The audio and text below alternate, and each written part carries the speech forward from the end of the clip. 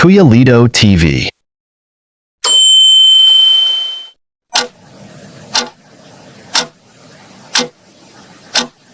Ayan, umulan pa.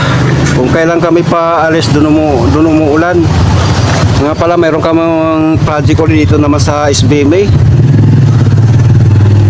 Isang factory yun. Hindi kami sa shop ni Kuya Ron. Magkakape muna kami. Yan ang shop ni Kuya Ron. O, dito na kami muna sa may Goodyear. Bibili ng mga gamit na gagamitin namin. Kaya dito na kami sa shop. Punta muna kami ng good hardware para bilhin ulit ng mga stocks na gagamitin namin ngayon. Okay, kain muna kami rito bago kami pumunta ng trabaho. Yan ang pagkain nila. Sinigang ang aking orderin. Tapos susunod tayo rito. Diyan na.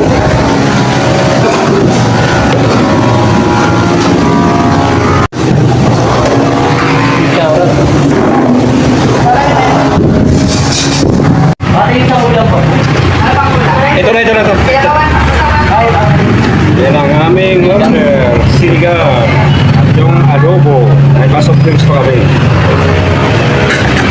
Kain tayo. Okay, tapos na kami kumain at pupunta na kami sa aming pupuntahan. Lumabas ako dahil malakas ang pamusik doon. Nasalot pa yung aking kasama. Puntahan ko na yung kasama ko. Baka hintay na yun. Naghanap tayo na maiihian muna sa tabi. Pumunta lang siya sa may hardware para bumili ng gamitin naming box screw.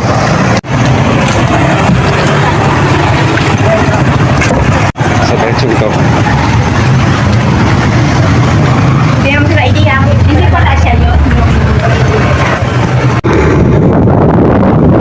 Yan, nasa industrial park na kami. Yan ang dati ko pinagtrabahuan. Island Racing. So may panpas na rito Rotunda. Industrial park pala ito. Ito yung kanilang mga building dito. Yan, mga pabrika yan. Doon hindi tayo pwede mag-video sa aming lugar dahil bawal ang video doon. Picture lang, baka masita tayo doon.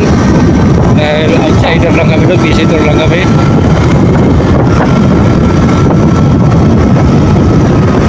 Ayan naman kanilang rotunda nila rito dahil puro halaman. At nakakat pa yung halaman dito. Makikita nyo yan. Ayan. Ito ang tinatawag na Industrial Park, Subic Bay. Ayan.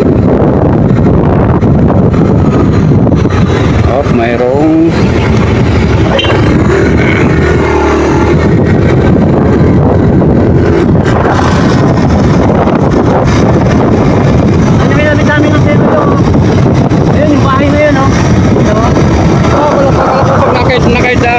Kuya Rod tayo, ang taas-taas niya. Lumilip pa dyan, parang bumbulo. Kaya malapit na kami sa light antik stambre.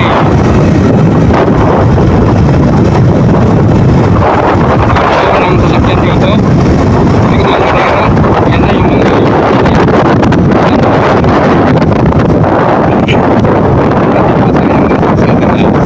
si guardian ay masungit. Nagmumurang kami ID muna. Okay, dito na kami sa aming destinasyon. Ayan nga pala ang company rito. Ayan, dito na kami. Tanggalin ko muna ang aking helmet. Naka muna. Dito na, saktok mo na dito. Babasak na naman yun dyan.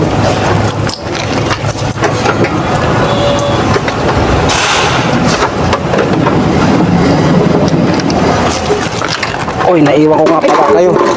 Ayan, ito na. Ayan, mag-i-elevator kami. Nagka-elevator sila. Punta sa taas. Nakaw-nakaw lang ating video natin dito, ha? Wala mo dito. Ha? Ayan, dito na kami sa aming workplace. Meron kami isang kwarto rito. Ayan, vlog area nun. Ito mo, laki ng electric panel dito. Ayan, dito na kami. Ayan. Yan na yung nakaprepare na yung aming mga camera. Assemble na lang uli namin dahil nga itong area niya. Ayan o. Dito bababay muna. Ayan, saksak muna namin yung aming electric fan dahil nga mamaya ay mainit dito. Munti na, kita ka dyan. Wala. Ay, malapit na kami. Sampa sa mga paderian yung mga camera na yan. Kaya nasa likod ko. Sampa na namin yan pagkatapos namin dito mag-shorty or declutter. Declutter, tawag nila. Dahil break time yung mga trabahador dito, kami lang dito dalawa na gagawa. Dahil break time nga, dahil nga sa mga trabahador.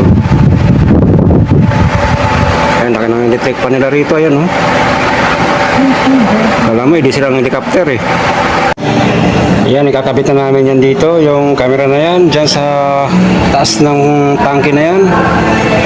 Kinuha lang ng kasama ko yung hagdanan dahil nga masyado siyang mataas.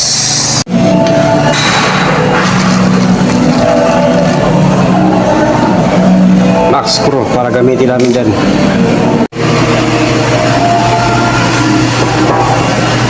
Ayan ang laman ng aming box na white box. Nilabas muna namin dahil nga magtutornilyo kami para isabit dyan para hindi siya mangalaglag.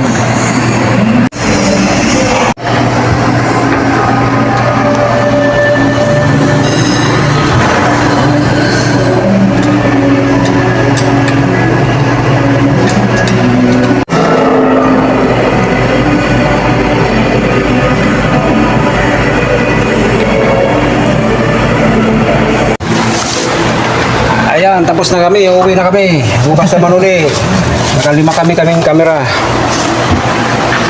Buka tayo, marami-rami ako siguro yan. Marami-rami lang bukas yan. Ayan pa yung mga natira kamera. Oh. Mga tayo. Nadala kanina yung kable, no? Yung hindi tayo bumaba. Oo. Kable kasi. Hindi, nahuli na yung kinapit natin bandang alas 3, alas 2. O di kung mula hanggang ano yan, alas 10, baka Bush yan. 5 lang natira yan. Wala na ha. Panang silicone. Dalawa lang na camera na lagyan mo ng silicone dyan. Gun. Oo. Baka si Kuya Rod meron, kami muna lang yung ganyan. Hindi mo mang hirap kay, Bakit? kay Kuya Rod. Kagalit na?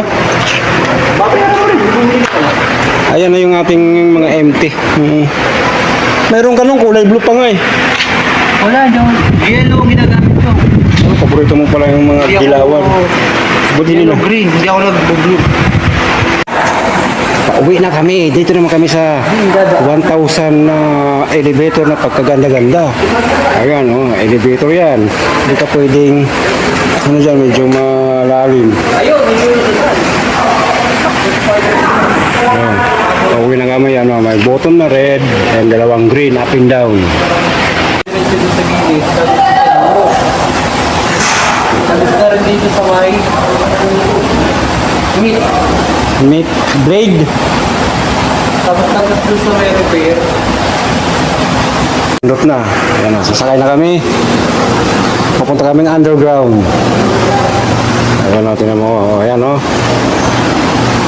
So, pag-wiring ang pato, drop sa second floor. Kaya sasakay na kami o. May open it.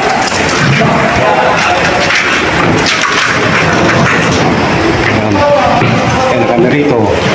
Ayan ang loob. Hindi ka na nahihilo. Eh, ano pa rin ako? Ayan o. Hoy! Ayan o. Ito ang second floor. Pababa na kami. Ito yung kailangan makita. Kasi dito I-beam, pag-akit sa I-beam, HR na yun, di ba? Oo. Kasi may bilog na ganun dun eh. Yung parang tanong mo yung guardia, second floor. 3, 4, 5. 5 din pala yun. 5 plus 9 plus 2. Ay, mainit pa. 19. Ngayon, pauwi na kami. Nasa receiving area na kami. Ito lang yung sagdan. Sasagdan.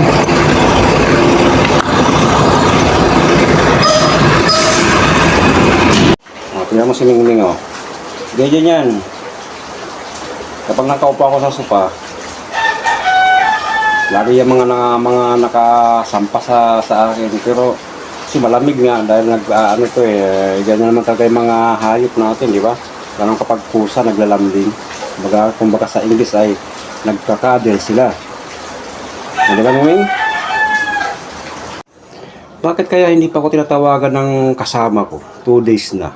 Hindi pa kami tapos doon sa aming project Ano kaya kukunin niya pa kaya ako? May nagawa kaya akong kasalanan yung si Mingming nanggugulo Ayan, ganyan kapag nakaupo ako rito, inaano ako ni Mingming, naglalamig kasi malamig Huwag ka magkipaghalikan pa sa akin, baka lalo pang bumagyo tayo rito. Baba ron, dali, baba. Yan Yun nga, iniintay ko na tawagan ako dahil nga hindi pa kami tapos doon sa pabrika ginagawa namin na kinakabitan namin ng CCTV. Kasi nung nakarang araw ay nag-message siya sa akin kung pwede daw mga alas 7 ng umaga. Sabi ko, hindi ako pwede ng mga ganung oras alas 7 dahil nga may ginagawa pa ako sa bahay. Nagigising nga ako mga alas 8, tapos yun, naglilinis ng mga sa loob ng bahay, yung aso, inasikaso ko, nilinis ko yung mga paligid niya, pati mga pusa, pinapakain ko dahil may mga alaga rin ako. Sabi ko kung ano man, hindi ako pwede ganung oras. Tapos hindi siya nag-reply. Tapos kinabukasan, naghintay ako kung magme-message pa dahil nga, ang lagi naming alis talaga papunta sa trabaho kapag may project siya. Mga alas 9, ba wala, hindi man lang nagpa-abiso na, hindi mo na kita isasama dahil nga hindi ka available sa mga gantong oras alas 7 dahil nga yung pabrika na yun ay alas 7 nag-uumpisa. At ayaw magpatrabaho kapag wala rin trabaho. Sabi ko, paano yun? Tayo ay mag-wiring tayo, makaka-istorbo tayo dahil yung pabrika na yun ay yung mga kitchenware, yung mga sila ng mga dingo machine, mga coffee machine, basta kitchenware. At doon sa second floor, meron naman second floor, third floor, meron doon na call center. Doon ilalagay ang monitor na 60 inches na TV, pagkalaki-laki yun. Doon sa HR, sabi ko, paano tayo makakapag-wiring dito?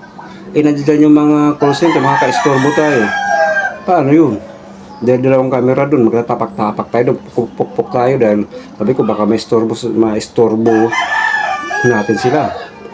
Sabi niya ng kasama ko, wala problema yan basta kung bahala. Pero may naisip ako kung paano namin gawin yun.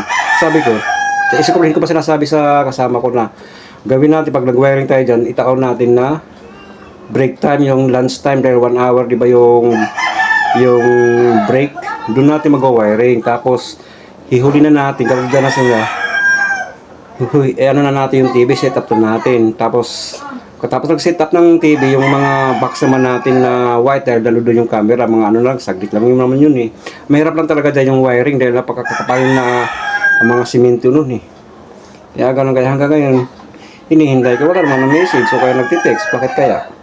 Kaya nangyari sa kanya, hindi ako makapag-update, yung mini-message ko, hindi naman nagre-reply. Siguro nasa isip ko siguro pinalitan na siguro ako dahil nga hindi nga ako available Dahil nga minamadali na daw, sabi ko sa kanya nung una, ano ba yung pinasok na project na yan? Di ba ang trabaho natin talagang wala tayong holiday, kailangan tapusin yan. Monday to Sunday yan. Tapos sabi ko, kung ano ba yung kontrata nandiyan dyan, wala naman daw. Tapos ngayon, nung Sabado, hindi nga ako sumama sa kanya. Dahil nga masama yung pakiramdam ko, audit daw pala. Sabi ko sa kanya, hindi muna ako sasama dahil half day lang naman yan. Saturday, mag-audit lang sila. Tapos Sunday, wala talaga dahil ayaw talaga magpapasok dahil wala daw tao Kailangan daw may mga tao. Tapos ang gwardiya pa doon, napakasungit. Hindi nga kami pinapasok ng kaagad-agad ng mga isang oras. Tinawagan muna namin ng isa bago kami papasok. Dahil nga, hindi kami nakapagdala ng mga ID. Sa bagay, hindi naman natin masisisi yung security guard. Dahil protocol nila yan, kailangan no ID, no entry. Ngayon, hinihintay ko yung kasama ko kung ano ba.